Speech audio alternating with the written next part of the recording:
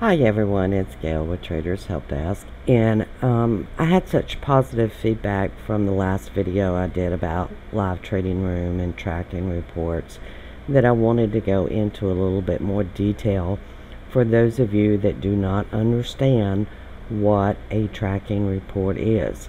Now in this case, again, I'm using a strategy performance report on gold that covers a 3-year period. And I want to start out looking at the equity curve line because it kind of shows what these live trading room experts don't really tell you.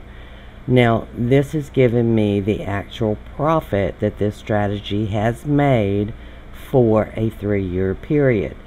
And this is pretty consistent with what happens to traders in their own accounts. And this is just on one market. So in this example, you start out, you're making money, and then all of a sudden you have what we call a drawdown, which is a period of losing money. So if they come into the room, and this is, I think, October through December of 2013, this person could be listed as a scammer because, oh my gosh, they were losing money. Losing money is part of trading. And as you can see, they never actually went through a drawdown. It's just, oh my God, they started losing money. We're not supposed to do that because we're experts. Well, that's not honest. Every trader goes through drawdown periods. Every trader goes through a period when whatever he is using does not work on the market. Then the trader starts making money again, goes through a slight drawdown, and then it's on to new highs, pretty much like any other chart that you read.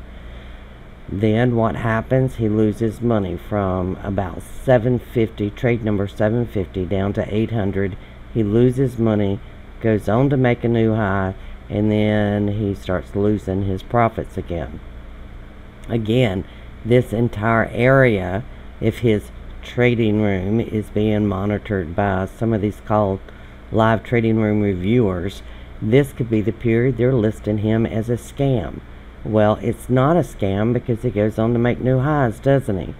Okay, then he loses some, and then he goes on to make new highs.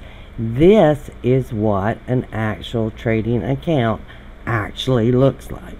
Okay, you make money, then you lose money. You make money, then you lose money. That is typical of any trading account. Now, for those that are unfamiliar with the GAP principles, the GAP principles actually stands for Generally Accepted Accounting Principles, and they were designed to make it easier for investors to analyze and extract useful information. In other words, do you want to invest in this company, in this hedge fund, in this money market fund? Now, we also have what's called the GIPS standards, and they're slowly being adopted. And the GIPS standards actually encourage investment managers to present their performance history in a fair and comparable way. They're designed to discourage the selective use of time periods and the temptation managers may have when seeking new business opportunities, to cherry pick funds and accounts that have had the best performance. In other words, I can't take my futures account because I had a really good month in futures and just show you futures. What it does is it actually will take all of my accounts, look at all of my accounts, and then analyze based on all accounts, the negative and the positive. The belief is that the GIPS standard helps create both a level playing field on which managers can compete in an environment in which investors can reinforce governance of their manager selection decisions. Now, when we're looking at investment performance, this is what everybody's calling a track record, okay? But they're not using the true meaning of track record, and that is what the issue is. You can't say that just showing a couple of months is a track record. Most of the time, these track records go from inception, if it's less than 5 years, or it does 5, 10, and 15 years, whichever one is applicable.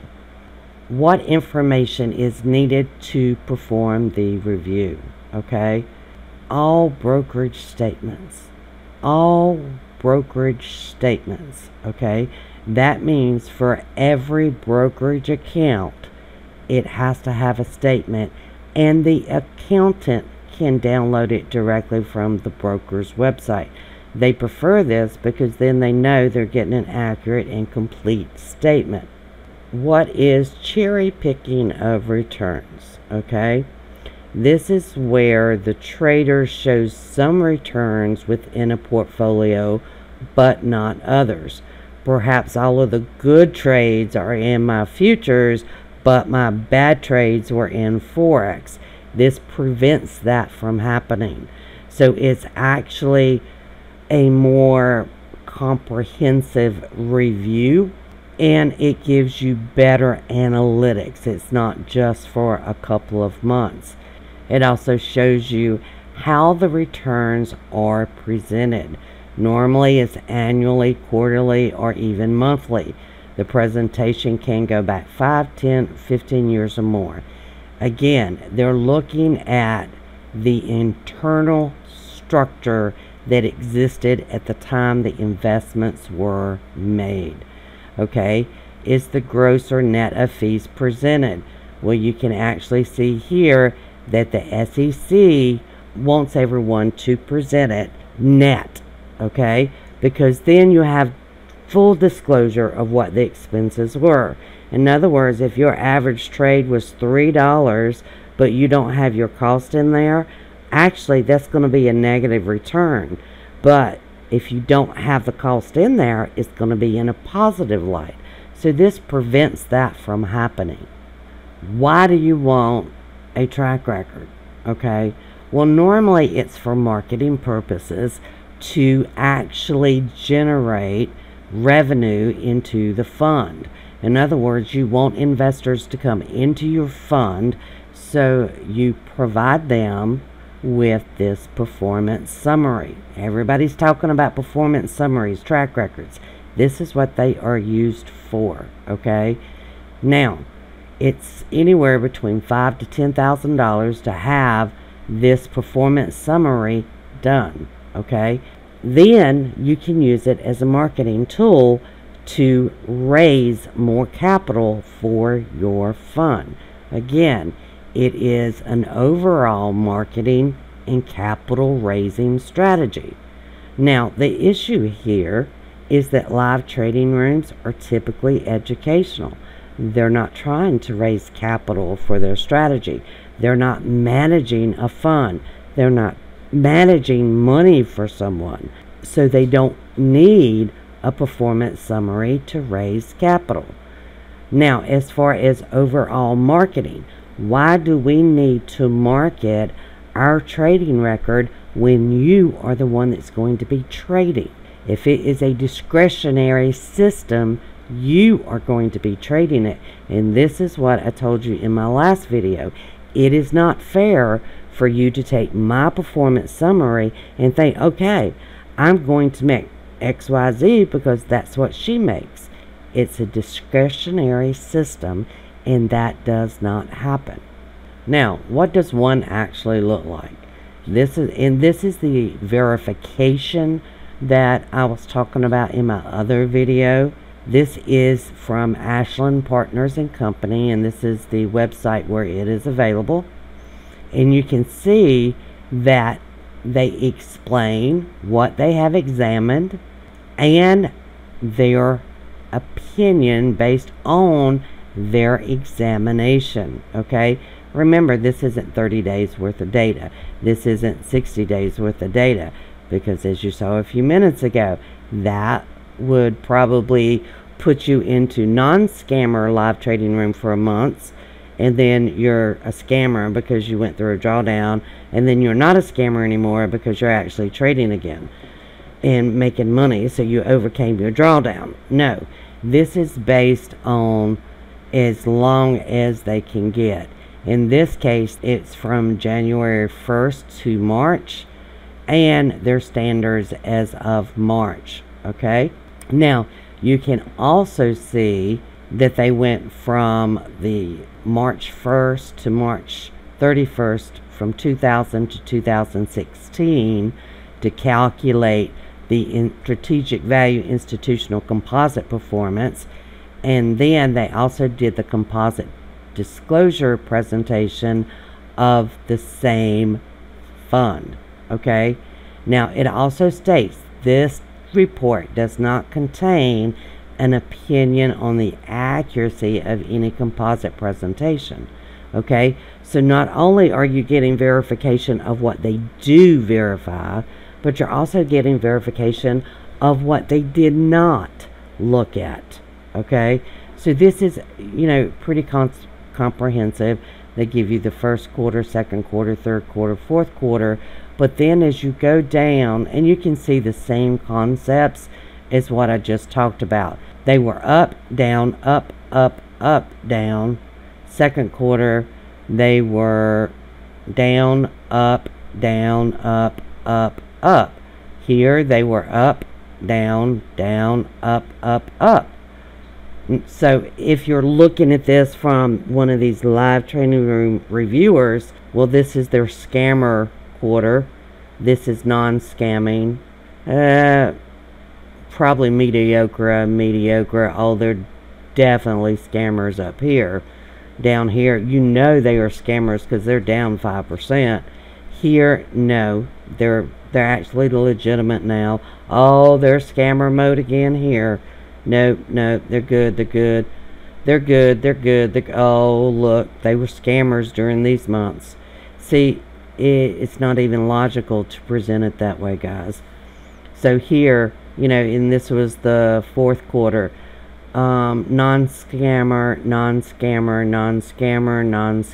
They're really good. Well, they turned into scammers again. Do y'all understand the point here? You just can't go through it. And this, is 2000 to 2005. It's a 5-year period. And when you're looking at this overall in their trading portfolio, you can see actually on an annual basis, net was 2002. They actually lost 0.51%. They actually have a pretty good track record. Now, you can also see that past performance is not indicative of future results. This is part of a statement that is on just about everything, because whatever they did in the past could always change in the future. Now, they also disclose here that the verification and performance examination reports are available upon request. Okay, now this is whether they want to make them available or not, but in this case they are available, okay, from March 1st 2000 through December 31st 2015. Again, go back to the statement. This is an independent accountant's verification and performance examination report. It is not cherry-picked numbers. It is not during, it's going to be inclusive of making money, drawdowns, making money, drawdowns. Okay, this is what most traders are wanting. The problem is they're not looking to invest in a fund. They're looking to learn to trade. Okay, so if you're looking to learn to trade, unless you're trading a strategy and you're just letting it run blindly on its own, then all of these track records that everybody's talking about, they don't mean anything. They don't mean anything because, number one, I haven't seen any that has substantial data to it. Number two, there's no verifications on it, so you don't know whether it's all of their accounts or just maybe a couple of their accounts. And more importantly, they could be having a good month, and of course they get listed on the great trading rooms, and then the next month they have a drawdown, and of course they're taken off of the list because they had a drawdown. And drawdowns in trading is typical. There's nothing surprising about that.